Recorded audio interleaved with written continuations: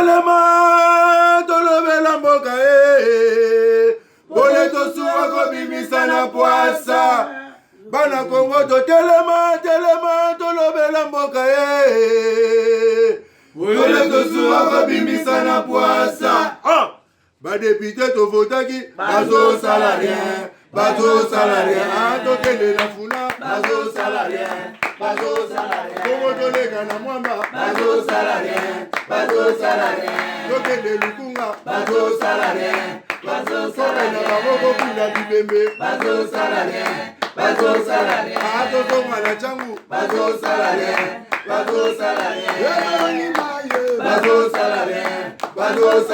ayatolali molili bazo salarien ekulune paye bazo salarien kana balongani ba mama bazo salarien etolali wape bazo salarien Sabita na bino kolo za na bino longo mukola lelo tozili kama ya koyamba kulutu na biso congolais mwana ya Kasongolunda député honoraire Hubert Tetika au azalaka na arc parti Olivier Kamitato qui n'est pas Moïse Katumbi ba partager ba idée ndenge moko te ndeko atikala nzela na ye asala nzela na boni malam bon Calais tozaliga Nicolas vous pas Fati tozana FCC to na tona la mko non Nicolas nazo sala nzela nga moko mais effectivement soutien à Fati parce que bon na mon adam moi azuba idée bien donc il faut te soutenir je pense il faut te soutenir donc une grande partie de la FCC et on est départ banni na FCC il y a quelques partis politiques la responsable de la parti politique nous sous Bami Goyebela il vaut mieux que nous soutenir Fati parce que Kota Kabila il n'y a plus rien du bon Bakayimani Bazakuna Kabila la personne de Kabila Zabien mais bateau bazo gérer c'est ça mon ibamabe alors notre moment on a déjà mon mouvement bandier tu bien va même longa déjà FCC ma collègue Nanzela bon éviter on les a problème na bango nga na kota bakana ya ba tout soutien mais na éviter sur bazo longa bon tim ko lo bango peut-être ba longa na police na ndenge ya etolo bana ngala na ndenge ya kuzo mais bon soki ba mi pimisi bon on a des trucs ba kena ba comment le déjà ma bête en attendant belé toujours bazo lo bana ba donc c'est que va me soutenir et cause la trahison peut-être parce que ce moti Kabila va soutenir Félix bon, et la trahison et pas la chose trahison c'est vraiment facile hein même on peut ça mbote so pese mbote te bimi trahison so mutulu zalana ya a solo rana voisin te yo pesi voisin na mbote a trahir donc pas la chose trahison ça n'engage pas très bien merci beaucoup Martin Fayoulou bazo comme la bien je recaladé par réalisateur Martin Fayoulou makoloza na nzela ya ko soutenir bande ko FCC to ko soutenir Kabila ba bunda ensemble ba sangana peut non ba terminer la fatina ma mususu ndeko Tetika Hubert Tetika est-ce que vous allez bien est-ce que Martin Fayoulou a sali calcul moko pinda ya bien ya ko ngoko sali na ba FCC bon en monite to fan na politique na mboko yo to yebi Martin Fayoulou, bon, c'est quelqu'un que je respecte, c'est vrai. Mais c'est vrai qu'il y a une position un peu élevée. Mais on est là, dans la politique, il faut être moins réaliste. Pour réalisme, un peu dans la politique. C'est le temps de bien, bon, les Gambo, toujours là, on est silé dans nous. Là, on ne peut plus parler la vérité. Il y a Ion, il y a un président qui est là, qui dirige, tout ça. Donc, vérité à Ion les athées. Alors, toujours, personnellement, je me il ça là, il a dit pour. Parce que moi même a commencé à faire comme on Théodore Ngoï, le même qui image moko boye, à que c'est que non faut pas longo la président parce que un homme qui va juge tout ça. Alors dans ce cas moi, l'objectif n'est pour à gagner nini au fait quelque part. Bon, ce qui va longo c'est ce qui est ce qui est longo, lui gagne quoi. Azongi pour la vérité des yeux, nous bien aimé, ça se fera plus. Donc c'est un peu incompréhensible que Motu au agir bon. En politique, il ne faut pas que vous ayez un tempérament un peu.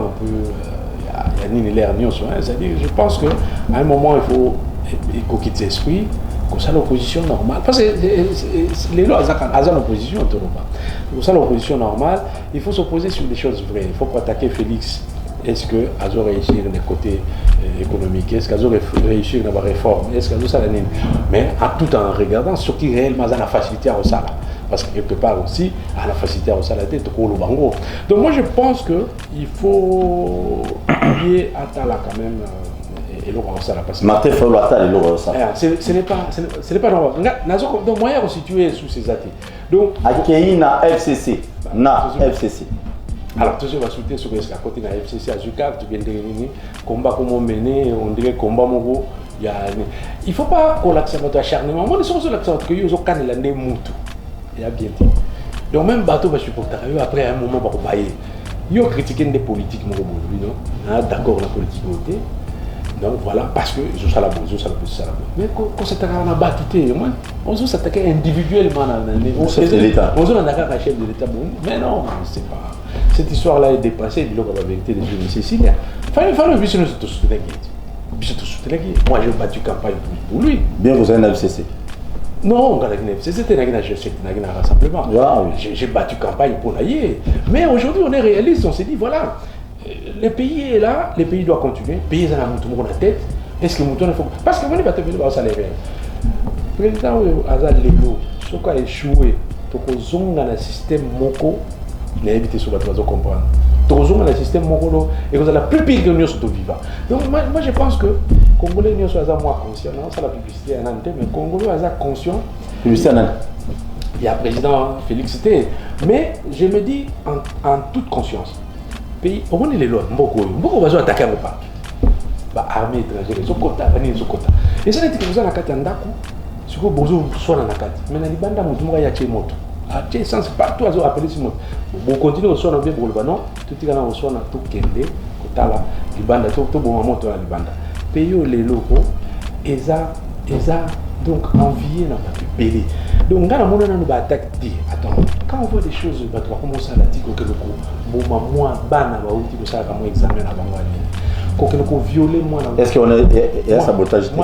Mais justement, c'est quoi? C'est-à-dire qu'il y a des gens, bazo lingati, mboko kimyeza. Vous comprenez? Alors, dans le moment où on a, bien vous attaquez chef vous allez, non, n'ayez pas ça la bosani ba divergence news. Bosani bolbi non, tout suite, il y a des bosso, tout tchaye quoi pour arracher le coup. N'a évité sur quand on vient toujours là pour pouvoir à toujours là ba marcher à banine entre temps bazo d'aller tout le jour. Moi quand on est comme bon, c'est-à-dire les gens là ça fait que beaucoup ba to lingia voter ba bien. Donc il faut faire très attention. Alors les politiciens mon est bon aux qui ma chance wana au bandoya aux là sonoka que yo là non va battre, aux là non va monter parce qu'on dit que boto là sur une ngana éviter. Donc non, il faut arrêter. À un moment il faut à la réaliste de l'unité. C'est quoi tout ça la politique. Alors, moi, je suis situé à soutenir. Même bateau va supporter, va comprendre le soutien. Parce qu'il y a des FCC. Mais si vous avez d'aller à FCC. Au niveau de la Kumbarapine, FCC, c'est un BPRT, Martin Fayulu, le bon. Bien que Bino va police, la politique est dynamique. Qui dynamisme, on dit à moi. Dynamisme, la question est que. Enfin, on va terme sur ces analyses. Mais dynamisme, la question est qu'il faut. Au salaire, extrémisme, dynamisme, c'est extrémisme. Il y a un verset d'extrémisme, c'est-à-dire que, après ça, tu n'as pas de permis de comprendre. C'est tout fait. Nous avons des bengi bateau, tu n'as pas de tuyau, il y a des bengi pour le tout. Tu as bengi bateau, tu n'as pas de tuyau.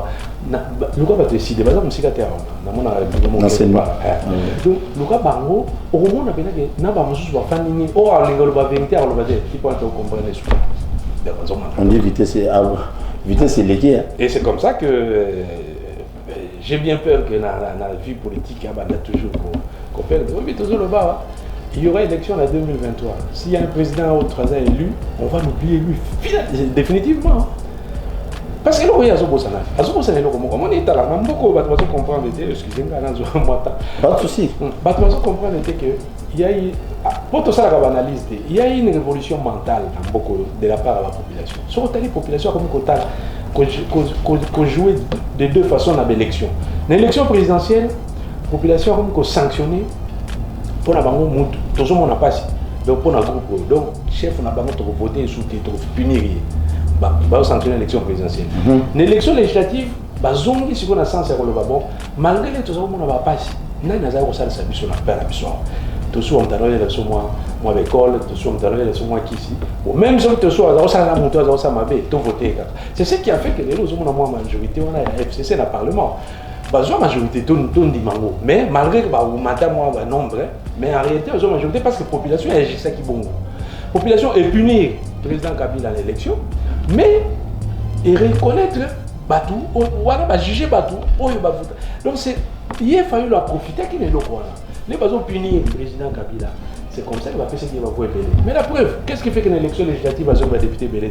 Parce que ceux qui ont voté, on va voter qui est l'élection présidentielle. En réalité, on va avoir 50 députés. En réalité, on n'y va partir. Oui, on a raté comment décider sur la député. Comment quelqu'un peut avoir beaucoup de gens qui vont voter, mais va voter la député.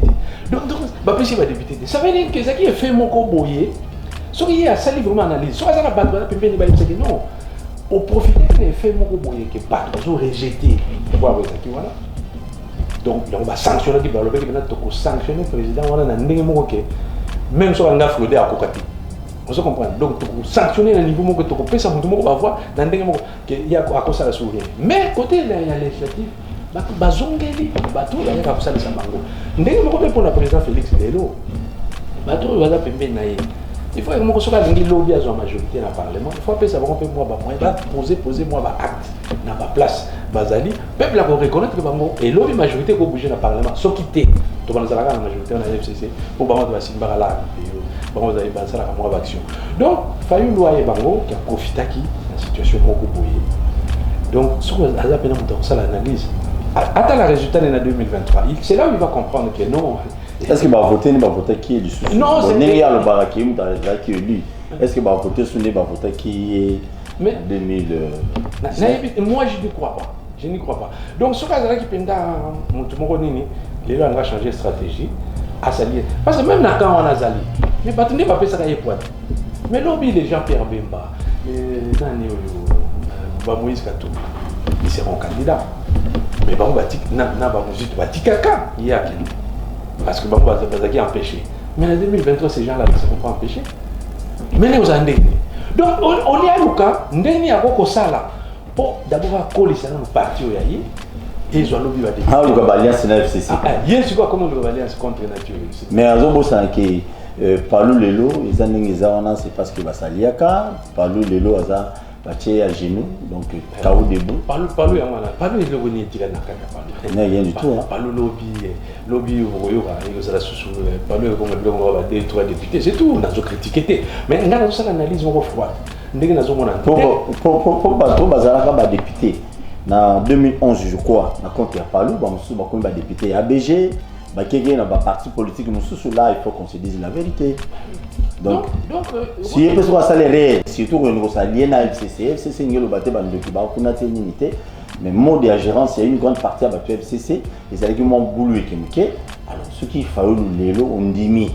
Donc nous sommes liés à Bango, tu dois s'attendre à tout. Là c'est clair. Fayoulou a sa analyse. Ami Kosate, Bachele monté. Aïe Babavoua wana yutakaye wapi. Aïe la population a voté qui est pour l'ennemi. Mami Touna, la population a voté Ngamingi, mais n'est pas député. C'est là où on doit s'étonner. Azan combien de députés? Et puis ce qui est grave, t'as pas voir Fayoulou qui comme député. C'est là où on comprend. Fayoulou Azan premier était dans le Congrès. Et c'était des étambours. Ce que vous dites, c'est qu'il a gagné hier dans le Congrès. Alors que lui, sur le plan national, il a été élu dans le niveau. Il y a un problème. Il faut ça la analyse politique. C'est ce que Bango va salater. Donc, comment on va voter, on va voter dans le niveau présidentiel, puis ni dans la député. Même son secrétaire général, il me semble qu'il a Le secrétaire général, il y a un candidat dans le Congo, il semble qu'il y a une question dans le Congo, il a évité. Alors, ce que j'ai solo que même secrétaire général, c'est grave. Donc il ne faut pas faire d'année, il faut analyser le phénomène. C'est que la population a atteint des messages. Au fait, sur le français, il a peut-être eu beaucoup, il a eu beaucoup de voix, mais par défaut. Par défaut. Par défaut. C'est très bien. Il n'y avait pas moyen de faire autrement. Il fallait sanctionner Kabila. Donc, alors pour le sanctionner, donc il faut voix. Donc c'était ça. Alors, il faut répondre à jouer. Merci beaucoup. Mais donc on a eu ça. Bon, on a le mingi de l'économie libertétique qui na Congo na biso tozali na ba opposant comme tel. Ba opposant congolais pas ko ranzala te.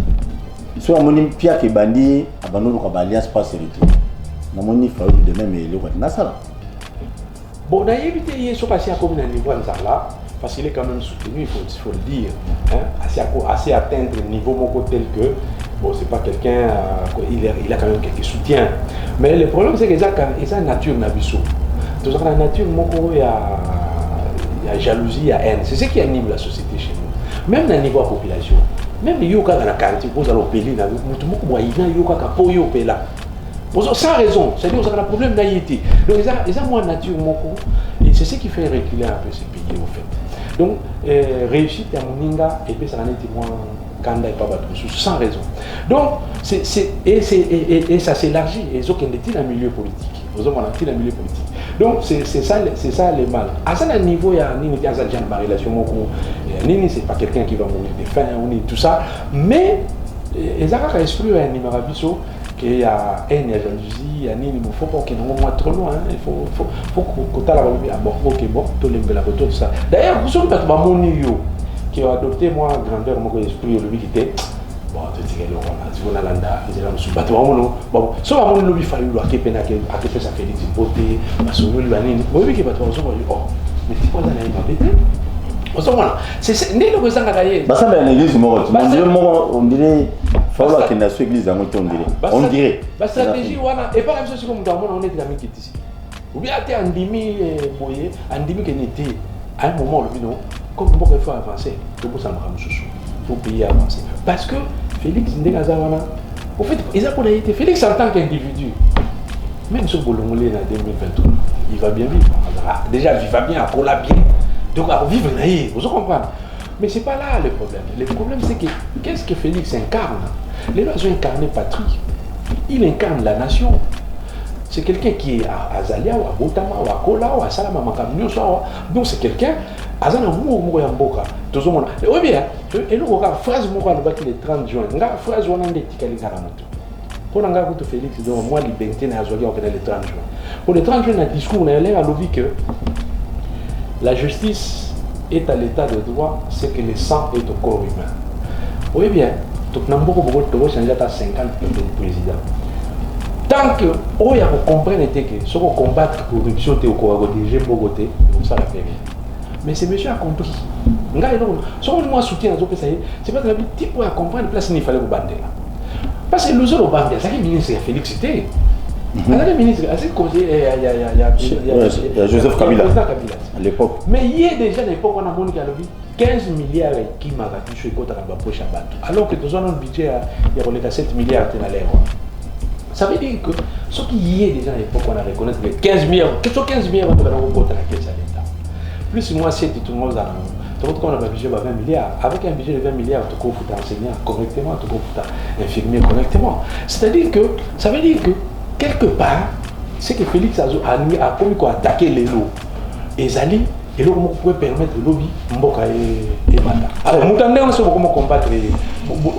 Donc, on veut que ce combattre Félix, état des droits en Wessili, Bakokanga sous Moutoumou. Kabila a 18 ans à pouvoir, Akanga jamais pour la malversation financière. Il y a aussi la période de Kabila va est-ce que c'est normal que pendant 18 ans, vous avez pouvoir, Okanga jamais Moutou, et Moutou a y battu pendant 18 ans. Mais tout le monde va dire bon, tout ça. Ça veut dire quoi? Il était le cabinet gouverneur, Moko, Azana Bimel de la Gombe. Alors, ça veut dire on dirait Azana même de Diamant. Voilà.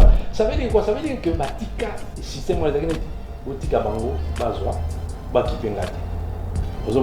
Mais, ton bon nota, ce que je me dis, c'est que l'anga to bimisi dossier, ba bimisi la candidat to dossier ba ono na plan ibaka. Ba ti ko. Les gars ministre boy ba te ke hotel na ye zaka na bana futa ba taxi. Kaka les a longwe, les a boudé FCC ndesi ko wala ba fa ba ke boy ba hotel na ye zaka ni. Donc voyez ce genre de choses, c'est dire il y a un moment là ba mususu, ngana zo ba mo vérité. Et belé ba na FCC, comment on va arrêter? Quelque part tout le monde est moi prisonnier.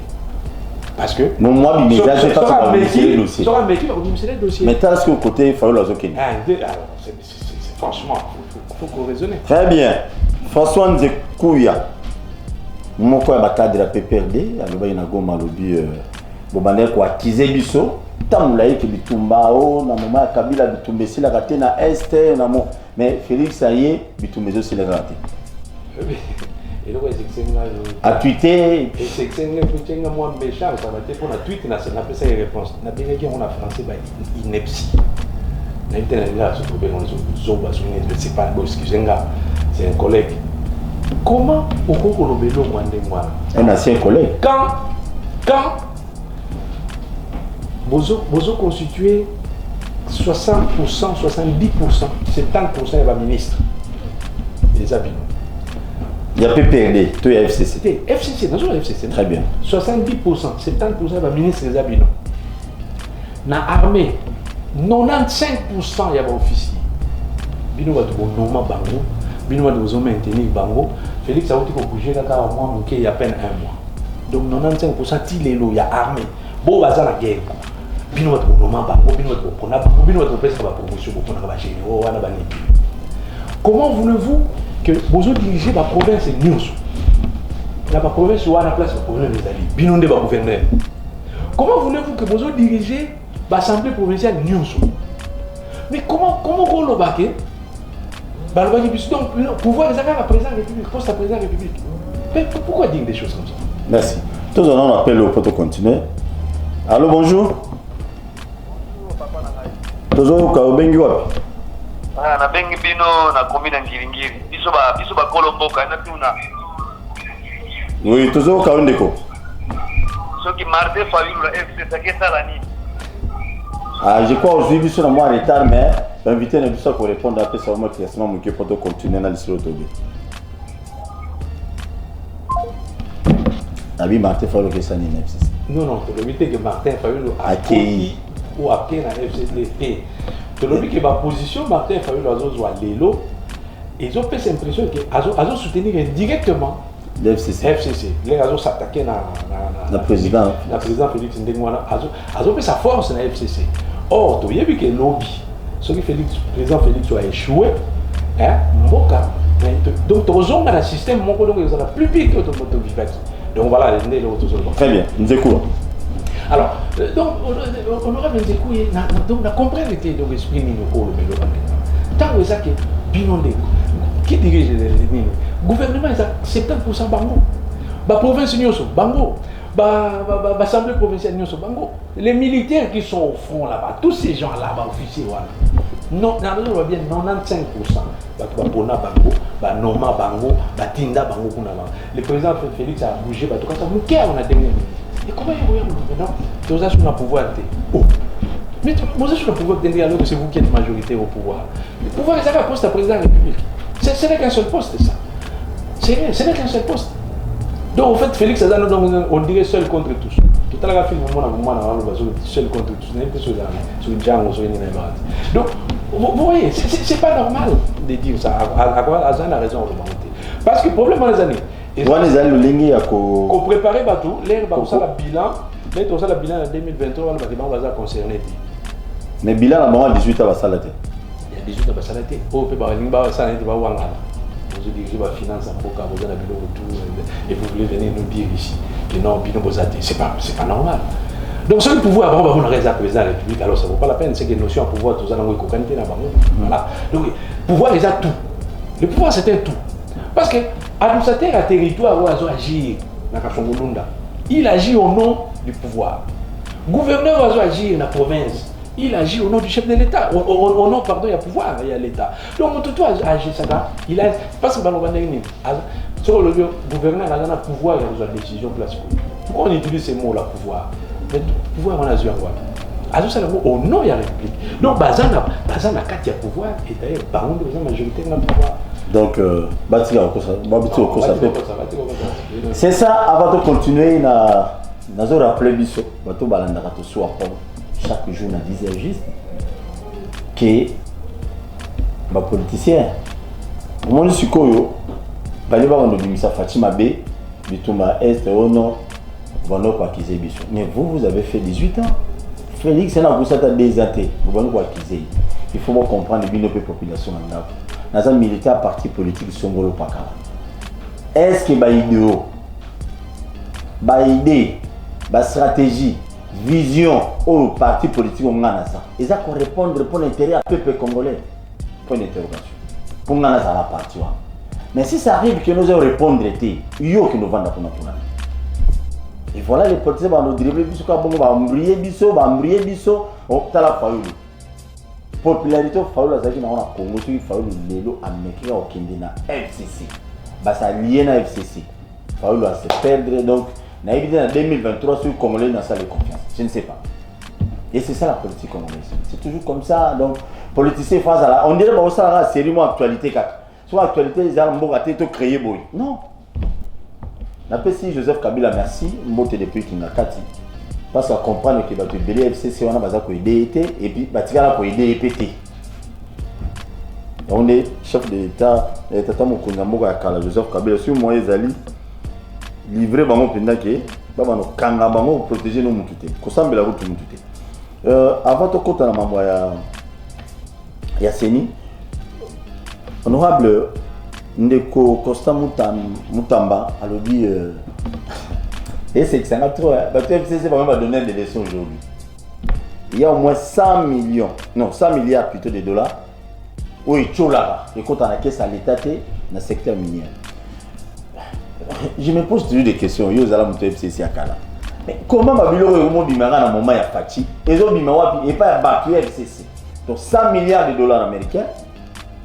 Donc et pour moi nango et kendara donc kendara est-ce qu'il y a kendara ebanité mituni pendant 18 ans 100 milliards na ebanayo ko kende ebanayo ko zo mupepe ko kena mupepe kana moment ya Félix Ndembo wana ekomi ko kende na nani tawana bango banokota na caisse to sikone ko ta suna caisse.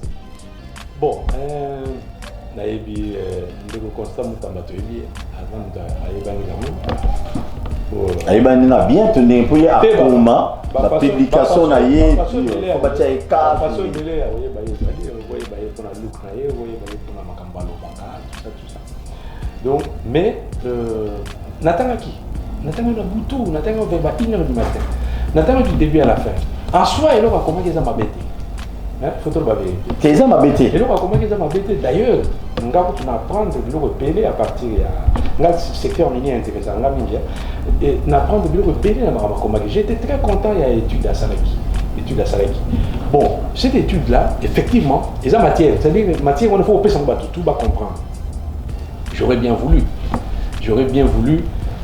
na période de Bazaki pendant la fait bazar le pouvoir na période de Bazaki na plénitude du pouvoir koloba ah so ba bimisa ki on a l'air on a épé so banga ba bimisa so banga ba lo baneni bon peut-être à mon avis peut-être na période on a moyen bimisa nous êtes faut bimisa on sikoyo ndenga bimisa ngo je crois que tout gros je on est sur la sens à ma BD études wana les études m'ont bien il faut que ça n'a compris président Félix Arazana il va remettre le projeté à joindre d'études wana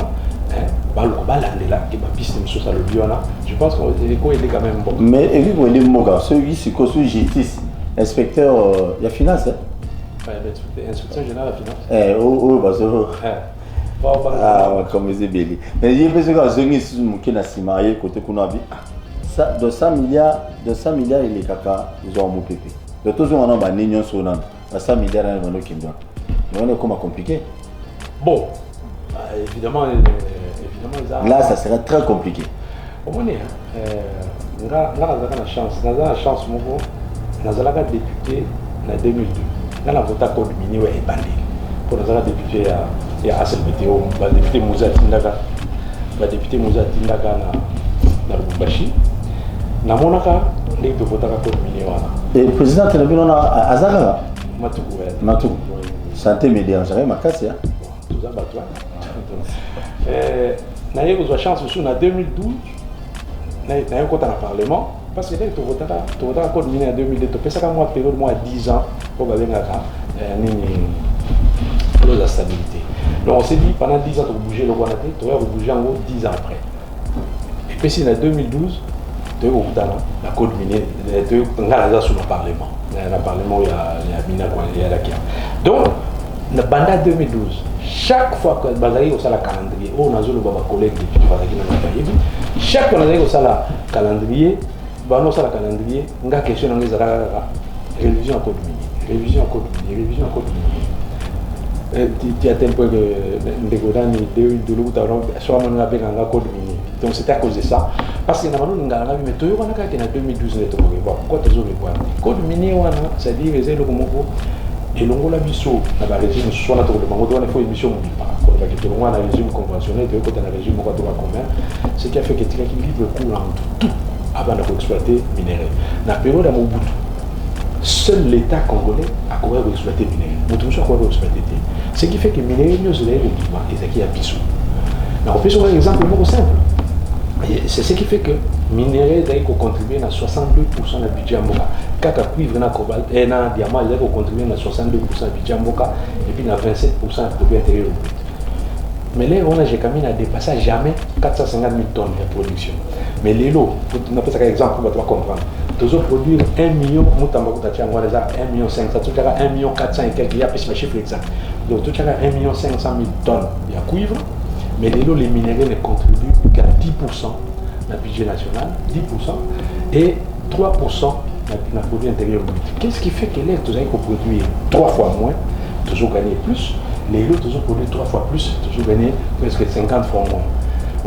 Donc il y a un vrai problème. Alors, et là où nous t'en bandi est bien. Tous gens comme base, hein. Nous t'avons le baranaï, mais même dans le moment comme ça, bien. Donc tous gens comme base, parce qu'on a un militantisme tous gens comme base, après tout parce que le secteur où on a, le secteur est le fans mais ce secteur on a un bon résultat. Vous savez, tous gens capables, on est les lois. Il y a toujours pas, surtout développer l'agriculture, par exemple. Tout développer l'agriculture. C'est là où Canalozo. Tous gens capables de bloquer. Au moins, quand on peuple n'est pas ça, on va payer organisateur, va payer exportateur à pétrole. Ça là, si on a moni, moi, pour y avoir carburant, comme ça, on quitte trop, va freiner la production, on va ça shooter. Et c'est moi au bout de 5 millions la station va m'attirer. Donc, puis sauver tout ça, on a surtout développer dans le secteur agricole. L'objet de bloquer le minerai, de bloquer. Si on est bloqué dans le monde des actes, il n'y a pas de landa du soir. L'objet de le minerai au bimaso brut. Pour minerai, sur le minerai, il y a un usine. On a une batterie, pour nous mettre tout comme on a ici dans fabriquer ma batterie. Dans une minerai, on a un Congolais, mais ça, on a plus valuable. Il faut toujours courage, on a décidé que la minerai, on a jamais à l'état.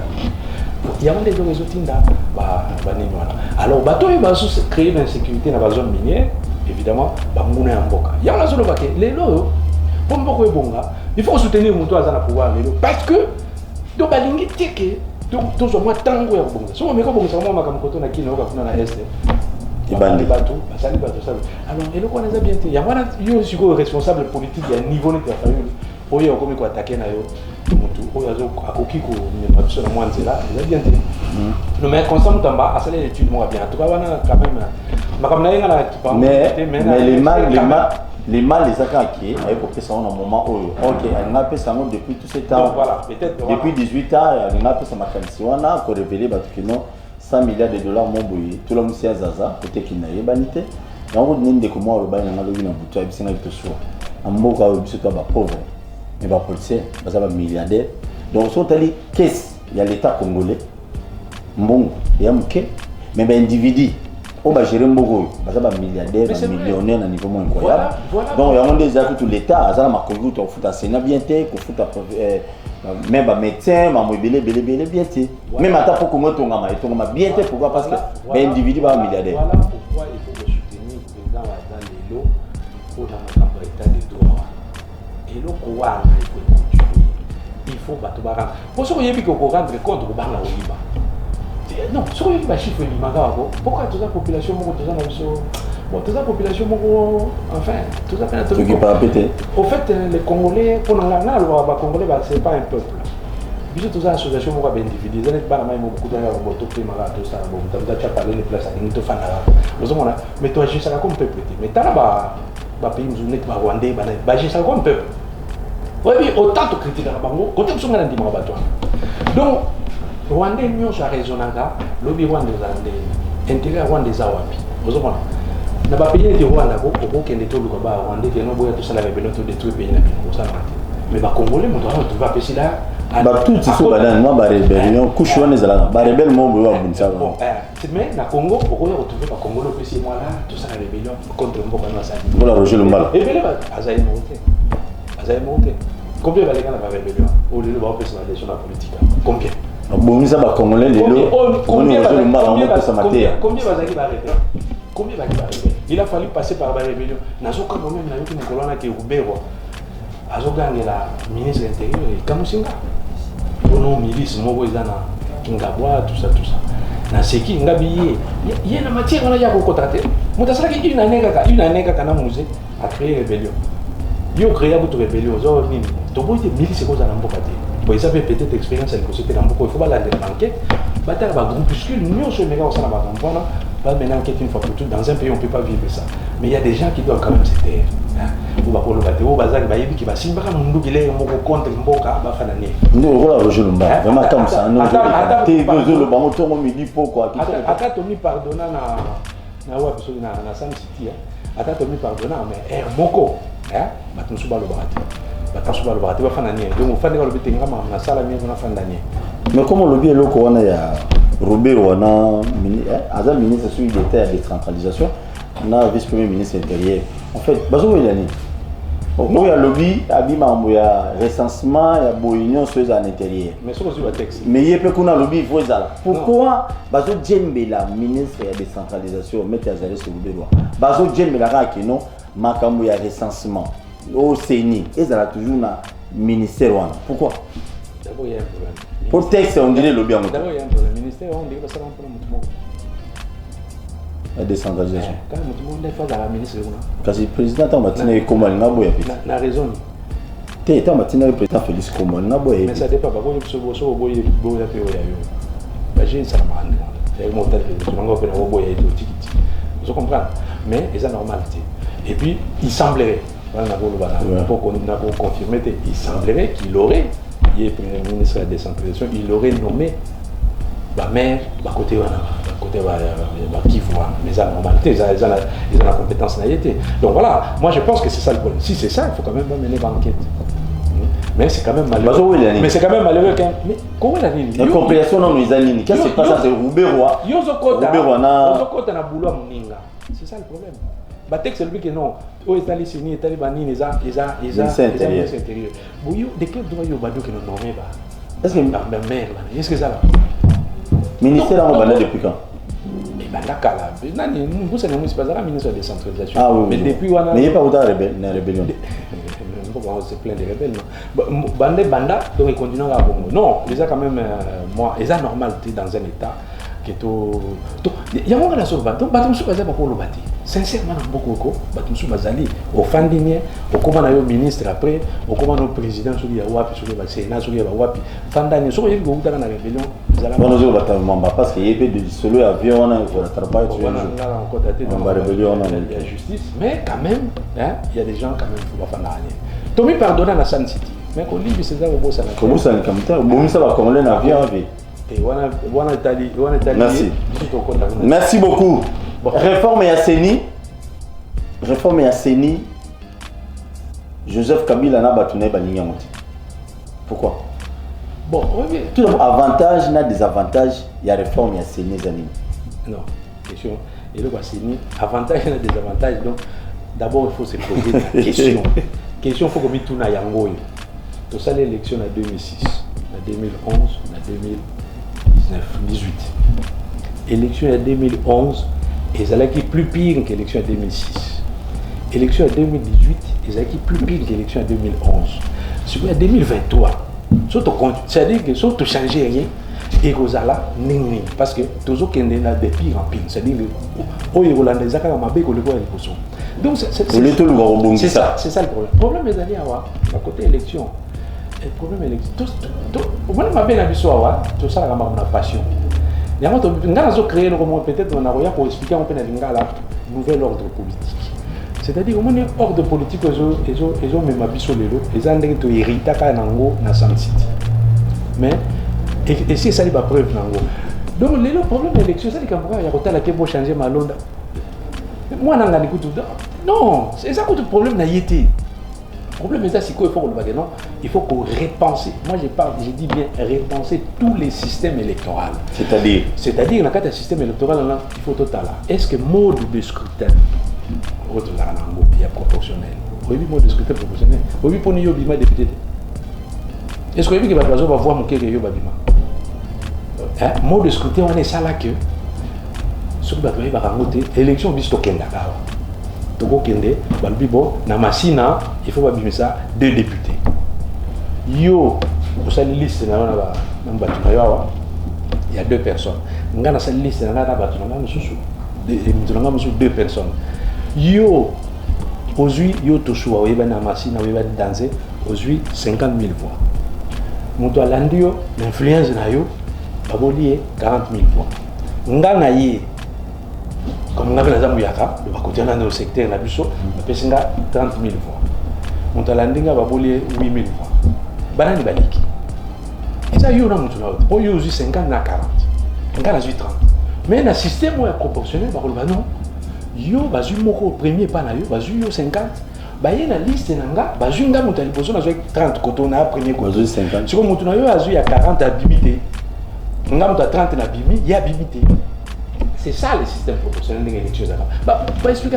Il y a un moment parti politique na biso. Et ça comme ça le gros ça la te expliquer population que ta situation dans. Alors système on va ça la va pour nani. Pour l'interrompre la guerre, balobino, il faut ba konta mututu azala bon batu bana mai nyoso babima. Il faut batu tu ba mige tu va ta muke po ba musu ba we la kozonga zamba trazo sumindu. On monde ba salaka. Mais oui, c'est un système nadé. Mais ma belle dans années, c'est que député ou azobima ou abima kawana. Comment on dit nazoba? Donc député eza obimi, ba sangisi ba voix ya liste na bimo, ne ba pesi yo yo mtaki liboso obimi. Ça veut dire que yo zali produit ya ba voix ya groupe. C'est ce qui fait que le mandat na yo zo appartenir na yo te zo appartenir à groupe. Na battu nous. Jour yo en tant que député, au monde que non. Parti na bino zo pesa ba idemo ya côté. Et lui par exemple non, en tout cas si on t'a pris mon contribution de te bakangaye. Ce que yo mon yango non, kala kondi bangote. Mais moi yo voter contre les athées parce que ce qu'on met qui parti non, yo faut l'anaïder à partir. C'est ce qui fait que les gens sont des politiciens belés. Basé sur l'autonomie à penser. Sur les sujets ali, bah comme non, tous les autorité morale à Olobani. On se comprend. C'est-à-dire que système auto-hérité quand à San City, et l'axi va preuve nango que et l'axi va limite que est si. Donc, et ça, et même si milieu politique, bah, tu vas ça sous liberté. Donc, il faut tout repenser, tout créer une nouvelle ordre politique. Donc, alors, donc, et là, on est où là? On est seulement à niveau CENI, toi, et ça, les membres, parce que exemple FCC. Non, c'est la loi électorale. La loi électorale, c'est comme ça. C'est-à-dire que mode de scrutin, c'est un mode de scrutin proportionnel, et vous conseiller sur la Sun City, mais mode douane, ils ont créé, donc, et même ici, milieu politique. C'est-à-dire que créer, et comme si milieu politique, milieu dépendant, c'est-à-dire que député Abimi, à se dépendre de la population et voter, à se dépendre de notre parti au Yazali. Donc, ce qui fait que même ceux qui députés, à ça d'accord, na idée parti d'abord Jésus, moyen voter contre les athées, à l'idée, à l'intérêt population à Lingui, sinon t'es côté ballon lié. Donc, il y a des bébés, comme si tu es dépendant. Les lois, il y a un parti politique comme mais vous sommes dans un parti politique à communauté patron et entreprise. Donc, un parti politique comme moi, la société, il y a commerce. Dans un parti, dans un gérer, il y a un lobby au monde, il y a comme pour partir, il y a un gars. Vous comprenez? Donc, il y a limité l'ongwa. Système et là on a nous c'est outil dans nos ordres politiques on va faire ça comme sur la Sun City. Il y a des bébés milieux politiques. Maintenant c'est quoi? Conséquence nous années bah tu vas comment comporter dans un groupe FCC, la Mouka, Boye. Au lieu d'avoir un parti politique fort, nous avons des groupes qui sont identifiés à des individus. Que nous niveau là l'anda koto pour faire ça boulot. Maintenant bah jeunes au bazoya, bah nos bazoya on coûte à biso dans système voilà. Système nini que non? Ce que osez pas nani tosua. Donc, on ne dit jamais ma mesure les repas d'éthique. Donc, faut boire. Donc, biso côté idéologie, il faut tout comme ça partir dans donc voilà, c'est ce qui fait que le milieu politique est débile. Alors, politique, bano bazolanda, va prendre yangwana, va écouter division, va écouter combat, va idée, mais va écouter combat, va leader. Vous comprenez? Biso faut défendre le leader na biso contre le leader na bango. Donc, défendre ce qu'on va intérieur PPT. Non. Donc, peuple, bon, on met l'Assemblée nationale. Bon, compter, il n'y a pas de c'est-à-dire que et ça normal était que l'Assemblée Zalaka, expression, il y a volonté populaire. C'est-à-dire que ce que vous avez député dans Mboka Mboka, donc on comprend que non, il y a volonté à la population. Ce que vous avez sous bon côté. Il y a autorité morale. Il y a autorité morale, volonté à battre. Il y a l'Assemblée. Alors, est-ce qu'il faut continuer bon? Moi, je pense qu'il faut changer. Tu vas changer en année. Non, tant on a vu repenser le système électoral, total mode de scrutin, total modalité à vote, est-ce qu'il faut vote électronique ou vote manuel, total pouvoir organisateur, nous avons un pouvoir organisateur, est-ce que CENI déplace ton côté sur le CENI? Pour réformer CENI, il y a 13 députés, 13 personnalités, mais il faut que nous ayons une idée. Une idée, c'est que nous avons une institution. Il m'a bien demandé de Nasukarango, ministre. Mais non, et ça pour bon, effectivement, on est sur le lobby dans le dialogue. Dialogue, il y a ce ministre. Mais comment ça n'a été? FCC autour de le mais il y a à peine 4 ans, en 2016, c'est un dialogue. En novembre 2015, FCC c'est un dialogue. Pourquoi dans la élection? Maintenant, mais les gens ont un dialogue. Mais dans le moment où on a besoin de raison, parce que dans le moment où on a sous mandat, moi, on a sur l'organisation, il faut solution, il faut sur il fallait dialogue. Mais les gens où il y a les gens, quand on a début, tout ça on attend, autant que vous bimsi va aider, mais vous on avait l'institution, mais il y a 4 institutions. Il y a un parlement, quand il y a la boule, comme il y a une majorité de tout ça, parce que démocratie, la personne comprend non bien beaucoup. Démocratie, c'est l'accident. Et ça, loi nombre. Dans le parlement, la majorité va y avoir on a fait cet exemple. Même si loi n'est pas là, ce que nous tapons si nous conduisons dans la il faut pas qu'on aille. C'est la loi. La majorité va voter. Est-ce que la population fait une loi? La population ça n'a pas. Mais c'est quoi la population qui a sur appel et à opposition, sur appel à la société civile, ou bien non, loi on a pour voter tout le monde on a pour tout.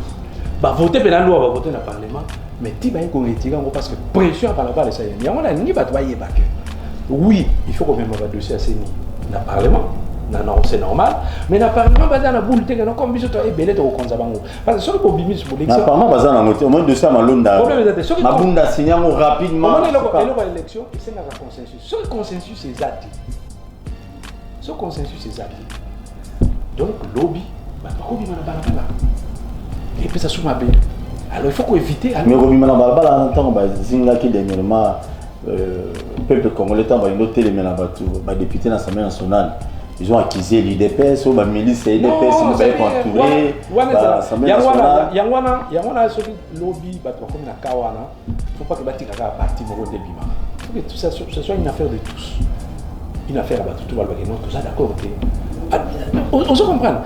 Dans le lobby, tout le monde a bien que l'élection c'est l'équipe à mais si vous avez FCC, il faut continuer à bon. Il va te droit non. Il faut changer. Mais parce que non, ce qui est vrai, on aura avec non, l'FCC va maintenir Kaki et réformer ça les mati. Bon, fichier électoral, on a sur Babiba, Mekango, Simba, tout ça, et il y a Bangot. Mais tu vois, il y a population exacte. Et il y a Bangot. Oui, il y a une majorité populaire, une majorité populaire. C'est-à-dire que ceux qui population est bouillie. Parce que c'est la même constitution qui permet que la population soit bouillie. Vous comprenez? La constitution peut avoir le droit de légiférer. Mais population, quand la constitution peut la population doit que ceux qui au moins les lois les amabés ou droit au bois. Donc c'est comme ça. Donc alors toi qui a une idée à l'unité donc les lois d'élection il faut te repenser tout ça on a ndenga kanaïté tout ça on a ndenga que non mboka pe mogo bufandi pe volonté ndeto no kende ya monter to megana nous pour changer mon qui. Je pense que c'est ça qu'il faut faire. Honorable, nous sommes élevés parce qu'à la fin, les caméras de sécurité à Villa Kinshasa, il y a tout le monde qui en parle. Il y a qui n'a pas Bakinami Touka, donc Koulouna et Bakisami, donc vraiment je ne sais pas. Ils sont toujours Kende Wapi, toujours Salanini, on ne comprend. Donc Bakinois, Bamonis comme les bazar des décès d'eux-mêmes. Non, ma est on a toujours monde. Mais on a déjà résolu le problème avec Koulouna période de le problème est que tout le monde bien, droit de l'homme, il faut le voir clairement. Oh, mais droit de l'homme, il y a un colonel Azalaka, général. J'ai Kanyama. C'est Kanyama. Sanctionner, il y a pour rien. Parce que, Nabien, Koulou n'a qu'à abomi moutou. akati motu ou bien violer motu ça ni motu na na droit de l'homme te motu na na droit te donc motu o azali agresser droit de l'homme et bien droit de l'homme et bien te siko oyo agresser abani oboma batu droit de l'homme et bien na identité droit de l'homme a bien mais à un moment moi je pense ça ngapi na so na na place vraiment na place à Gentilly na obenga ndé bato droit de l'homme bengi bango tuna yo moni ngala na dirige mboka mais mboka oyo to quand même ordre les ala mboka nyo c'est marcher à ordre pour to cha ordre ba petit on va ça la yamuti alors avant de venir bango na pesi bino 3 mois bino bo na bango au pexa bango après 3 mois autre doit to longlaye autre genre la suite au affecter bango c'est ça ma comme côté ou bien non après 3 mois o ya yo katé en tout cas ou bien tala zo malala ozu sans malala longola moko ozu moko ya polo koti na kati oli moko na epoli eyo ka soni ke non eza parmi ba malala bien il est pas bonga non moko ne ko s'arranger bébé ça nona ne fois na mususu donc ça dit il faut retirer en bas dans la société de faut longola na groupe on a sinon bébé sinani et c'est exactement ça donc batouana bazar batumoko faut pas laisser dans la société pas continuer mais il faut avertir les gens tout ça laboratoire il y a plein de morts tout bon batouté tout ça nité mais je vous dis na bien à un moment vous en choisir ba mega ki kakawa nanga mega ki ba mega ki mais quand on a président Kabila ba mega ki moi kulu c'est là qui mais je me casse et c'est là qui et loko wana c'est to communauté na zone moko non droit mais comment l'état kulu les zones dans les kulu na sont les le bazo ko identifier ba moto ko pesa ba moto à plaque mais ils sont dangereux dans la circulation de l'éco muta moto so ka sali dégâts besoin te mais qui muta na moment na ye ba to moto wana na me bango ba to musu ba fota ba mbongo na ba plaque sur combien de plaques basomba mais ti le plaque ebimate mandat qui mute ici là sur Hollande nani yé kwa tiki ba ningo na village ça l'état à un moment l'état assure sur te pour bien on peut sur la plaque gratuitement mais base à la plaque base à l'identifier si c'est un problème non à un moment parce que et ça normal tu mutazo tam c'est un engin oui moto c'est un engin et ça engin roulant oui et ça un moteur c'est ils en est mutuka ils appellent la bougie ils ont la deux roues c'est tout et pour la limba différence quand alors et le on est le coco na nzela ti so ils identifié donc il faut qu'on identifie donc ngana kamwaka na mboko so talika biloko bi balé bien ça to talika bien to ça daté un le simple fait de voir ma voiture la volant à droite place conduite ça à droite c'est normal 2 biloko na ba moto donc so talika biloko na le bien arrêté to ça na so pays pour continuer na été son mais à un moment il faut arrêter ça. Très bien. Merci beaucoup. Mais tu sais, dans mes makambo penza, moi si moi on va aller temps on na taxi.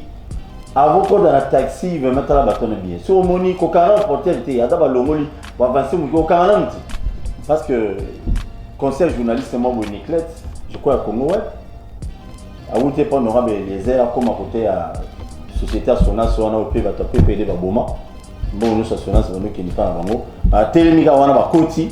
Bakinape bakangie babi babotolo nyonso babi luka numéro mo boya benga bango batina mbongo na mpesa batini pe mbongo ça c'est fait batini mbongo pe na mpesa et puis ba libérer bazui 2000 francs bakitise kita kende ça devient vraiment anormal la sécurité za makasi na ville ya Kinshasa owana il faut bakonzi bon trouver solution parce que bato babi maratongo akeko luka pona mwana pona leki des fois papa naza malade abimi boy mama kidnappé donc je ça la finale qui tourte et ça na mutu monta ko za likola bibe côté quand même vraiment il faut la police peut nazo bondela na fati peut ça la police ba moyen qu'il faut bon que ça ba un peu ba moyen la police on a peut toujours accuser ba trop ba moyen peut ça péter non bani na la kimogène on les a rotanga ba ko dana ba ba mindu na ba police ngani mais les mêmes coulons na yakangi batini na banque 3 semaines après ben okuta babi ba pena bazate azome sur la carte mais plein za l'état coulon na plein pourquoi bino bolo so bokani coulon na boluka moto ya jobsel ya se plaît moto wana aya déposer ni parapluie yo l'état on s'est constitué partie civile. C'est comme ça qu'on fait. Ah, c'est compliqué. Nakingabwa d'ailleurs, il y a un monsieur, na bosali komo na ye et pas assez moko na rai na bobo na kowana garçon na ki ba moto, babani ko lukisa ye accueilli akangi ba policier akimina kraka ba policier a raté contre robot dans munduki ya policier bon tant ba otinde côté ba otinde si ba otika on ne sait pas des problèmes à commune les agents moké et puis tu de zongi moké pe na commune na Masina il y a un major Kinzola à la maison communale de Masina c'est un monsieur c'est un major qui soutient en quelque sorte les kuluna donc ba kuluna ba kangiye su kuluna yo wana mo logo mona ababisebo major wana batika kai bato ditora so boyo ka tezo mo mona mais pour que no kanga major wana au mona quartier de comme na calme vraiment moi le baboka wani honorable il s'est bien toujours matière de belé lelo c'est exactement scientifique muké mais quand même toujours matière l'émission de ça qui no lobby moi le baboka wani je crois prochainement tu vous en a aussi pour te mettre ma solution no muzindo makasi. Non, on a encouragé de nous. Bon, ça va, genre l'émission. Parce que le vrai problème, on est. Comment on divisé en deux. Et comment diviser en deux dans le sens que d'un côté, le poteau, la majorité, alors que. Donc, population dirait, bisous à politiser, toute la population a besoin de population à élection. C'est bon, le tourment le balinga. Boya bon voter. Dans mon rambora. Biso tout comment fonctionner mon rambora. Dans boya bon voter. Mais elle toujours gérer mboka état libre voter. Il faut te expliquer à la population. Tala li kampoza boya. Linga les amis ngona biso qui soit Congo tu lu bazami ngona biso. Faut vraiment pour expliquer à ndé mingi kuna ke non. Tala dossier botozo ça là et ça boya. Or ba parti politique et jouera sous ce rôle wana té. Objectif est comment mususu tout ça là autorité morale et tout ça donc genre à mission, il faut pas encourager du nom. Logiquement, dans d'autres pays, on pouvait même vous doter de beaucoup de choses, même n'a pas moyen, même la manière, pour beaucoup de conscientiser la base. Très bien. Donc, on a aussi un rendez-vous. L'État, il y aura, bon, Fatih, comme à l'année près, on comprend. Bien. Merci beaucoup, pasteur de la foi Nanjili. J'ai besoin de mon argent. Pasteur de la foi, vous avez l'église à Mounene, pour ça, na futa. Pasteur de la foi, j'ai besoin de mon argent, n'a pas de problème. Sinon, dans les gros, on a TV, nous sommes bon pour nous rien à Pasteur de la foi, na TV, na église, na yobo, foutant bon, et ça la bien. Une fois de plus, merci na téléspectateurs, nous sommes oyo, balingaka émission, bakino balobi. Pour écouter un lobby na 10h, na invité monsieur, je crois Mike Mukebai. Tozane lobby comme bango baza kamona faulu peut tout naé le bakos rabiso na télévision oh boy les peuples mais lelo bo fingi kabila na batune ba gérer ma bé pendant 18 ans mais lelo boy boy no ça alliance na bon to ozana Mike Mukeba lobby si Dieu le permet. Merci l'équipe technique Charles, merci na régie to kuta lobby na 10h merci. Bana Congo to telema to lobela mboka ole to suwa ko bimisa na poasa. Bana Congo to telema to lobela mboka ole to suwa ko bimisa na poasa.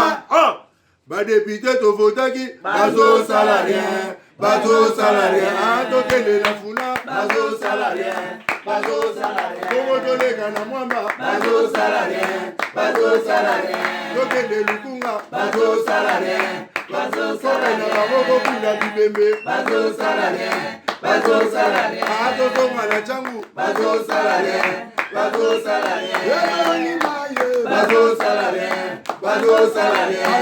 ni molili bazo salarien Kulune paye bazo salarien Kala balengani ba mama bazo salarien Tola ni wape bazo salarien